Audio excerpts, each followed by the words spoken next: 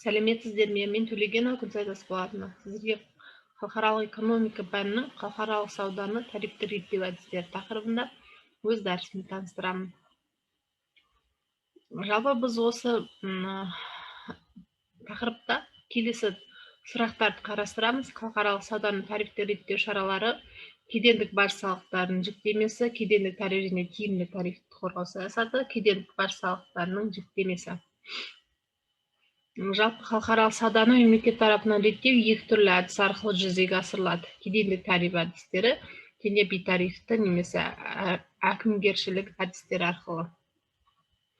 Халықаралық сауданы кедендік тарифті реттеу кедендік төлемдер жүйесіне енетін экспорт-импорттық тарифтерді қолдануға байланысты жүргізіледі.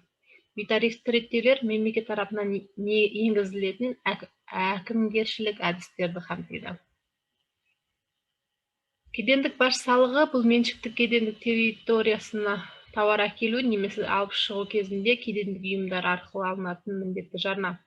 Кедендік баж салығы кедендік тариф ретінде қолданылады. Кедендік тариф кедендік баж салықтарының сомалары жүйелі түрде көрсетілген құжат болып табылады.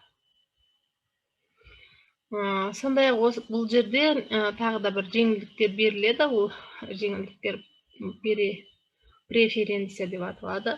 Ол бір елдің екі елге экономикалық қарым-қатынасты жақсарту мақсатында басқа бір үшінші бір елге таратылмауы жайындағы келісім негізінде жасалатын ерекше жеңілдіктер болып табылады.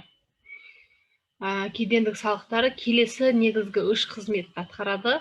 Олар фискалды, экспорт-импорттық баж салықтары, олар мемлекет бюджетінің табыс бөлігін құрайды.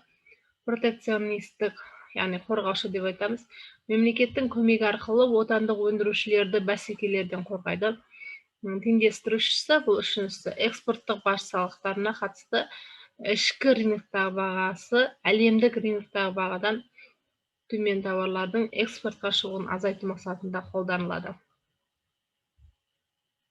Сондай-ақ кедендік декларация деген бар. Бұл ұлттық заң талаптарына сай толтырылған шекара арқылы өтетін тауар жөніндегі барлық қажетті ақпараттарды беретін құжат болып табылады. Тауар немесе транспорт құралдарын шекара арқылы өткізуші декларант болып саналады. Тарифті эскалация тауарды өңдеу деңгейіне қарай кедендік салық мөлшерін өсіру болып табылады. Тиімді тарифті қорғау саясаты бұл импорттық шикізаттарға импорттық бажды төмен ставкамен және соңғы тауарларға импорттық бажды жоғары ставкамен қолдану саясаты болып табылады. Және оптималды тариф ставкасы ұлттық экономикалық әл-ауқатты максималды деңгейін қамтамасыз ететін тариф деңгейі болып табылады. Бүгінгі осы халықаралық сауда тарифті реттеу әдістері тақырыбында дәрісім осымен аяқталады. Сау болыңыздар.